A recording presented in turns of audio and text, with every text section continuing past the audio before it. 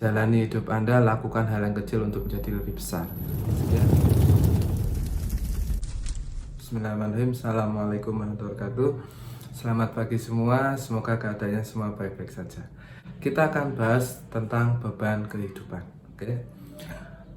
Semua orang pasti punya mimpi, semua orang pasti punya suatu keinginan.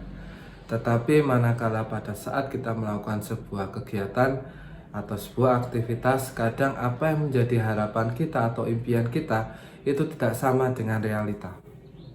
Ya, tidak sama dengan harapan kita dengan kita memperoleh pasangan yang kita idam-idamkan. Ternyata pada saat dalam keluarga ternyata ya banyak bertengkar misalkan. Atau pada saat kita bekerja, harapan kita adalah kita ingin punya kerja yang nyaman, kita mendapatkan fasilitas yang lebih bagus. Tetapi harapan itu tidak sama. Yang mana di lapangan ternyata pimpinan kita mungkin terlalu arogan, atau fasilitas yang kita dapat ternyata kurang.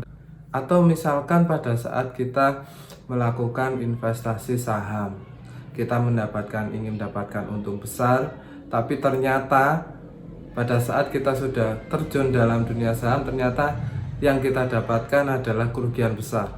Dan ini yang saya bilang adalah beban kehidupan, di mana antara harapan dan realitinya itu tidak sama. Dan ketika kita menerima sebuah realita yang tidak sama dengan sebuah harapan, reaksi yang muncul pada diri kita itu banyak hal. Yang pertama, reaksinya mungkin kita dengan meminum minuman keras dengan harapan dengan minum itu urusan kita beres ya. Terus masalah kita selesai, itu harapannya. Yang kedua, dia akan mencari cara instan untuk mendapatkan impiannya. Misalkan dia melakukan judi ya, atau dia ikut temannya untuk bergabung mencuri atau merampok uang. Nah, ini kan dia punya harapan cepat kaya sehingga dia itu bergaul dengan orang seperti itu. Reaksi yang ketiga yang biasanya terjadi adalah dia mengisolasi dirinya sendiri. Dia merasa bahwa sekitar dia itu tidak mendukung dia, mengalami yang namanya stres. Ada beberapa hal yang mungkin bisa kita lakukan sehingga beban kehidupan kita ini kita bisa mengurangi. Yang pertama, kita harus menyadari dulu, kita sadar dulu bahwa yang saat ini kita alami itu adalah sebuah masalah ya. Setelah kita sadar bahwa kita itu ada masalah, langkah berikutnya apa? Kita lakukan langkah-langkah evaluasi. Jadi misalkan kita punya impian bahwa saya kepingin kerja nanti ingin menjadi seorang pimpinan misalnya. Ya kita harus koreksi dulu. Satu, mungkin kita dulunya pada saat ingin mencapai karir, kita mungkin kerjanya kurang bagus, kurang semangat ya, terus cepat putus asa. Nah sekarang kita koreksi apa yang sudah menjadi kekurangan kita. Setelah kita koreksi, kita buat rencana kerja apa yang ingin kita capai dari apa yang menjadi keinginan kita. Yang ketiga, pada saat kita memulai sebuah aktivitas, yaitu sebuah langkah-langkah untuk mencapai cita-cita kita tadi, fokus dan menekuni apa yang sudah Anda lakukan saat ini. Ingat bahwa mungkin hari ini kita pada saat memulai awal tadi kita jatuh, tapi dengan kita terus berusaha bangkit lagi dan bangkit lagi, saya rasa usaha Anda dan hasil yang Anda capai juga akan jauh lebih baik dari sebelum pada saat Anda memulai.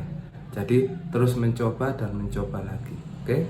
Yang keempat yang harus teman-teman lakukan adalah harus berani memaafkan orang lain. Kita berkumpul dengan teman-teman kita. Nah, pada saat kita berkumpul tadi, kita mungkin pernah salah paham, kita mungkin pernah disakiti. Nah, ini yang harus dilakukan adalah kita harus berani memaafkan apa yang mungkin orang lain pernah berbuat. Ingat, dengan memaafkan kita menjadi lebih tenang, kita berpikir juga akan lebih luwes karena apa? Kita nggak punya perasaan dendam. Keempat, yang harus kita lakukan adalah jangan menggunjing orang lain ya. Menggunjing orang lain atau melihat keburukan orang lain itu tidak akan manfaat. Justru di situ mental kita juga akan down. Kita melihat orang lain, wih orang itu mobilnya bagus, orang itu hidupnya enak. Ini akan menambah beban kita. Daripada kita memikirkan mengguncingkan orang lain, lebih baik kita fokus terhadap diri kita, bagaimana kita mencapai masa depan kita selanjutnya, ya. Yang kelima, berdoa dan tawakal. Bahwa semua itu sudah ada yang mengatur. Jadi pada saat kita sudah melakukan usaha dengan keras dan maksimal, dan hasil yang kita peroleh adalah yang Anda lihat saat ini. Maksudnya di sini apa? Bahwa kita sudah melakukan sebuah usaha, dari kita menyadari tentang masalah kita, ya. Yang kedua tadi kita menyadari bahwa kita sudah melakukan koreksi diri, dan kita tidak menggunjing orang lain dan tidak melakukan dendam dengan orang lain, dan kita fokus terhadap apa yang menjadi keinginan kita untuk mendapatkan impian tadi. Yang terakhir harus disertai dengan doa dan tawakal. Kenapa? Karena semuanya ini sudah ada yang mengatur. Bahwa Tuhan Allah ini sudah mengatur rezeki kita masing-masing, sehingga kita harus sadar bahwa usaha dan ikhtiar ini kita harus saling seimbang, sehingga kita akan mendapatkan sebuah ketenangan kalau kita sudah bertawakal dan berdoa kepada Tuhan atau kepada Allah, ya.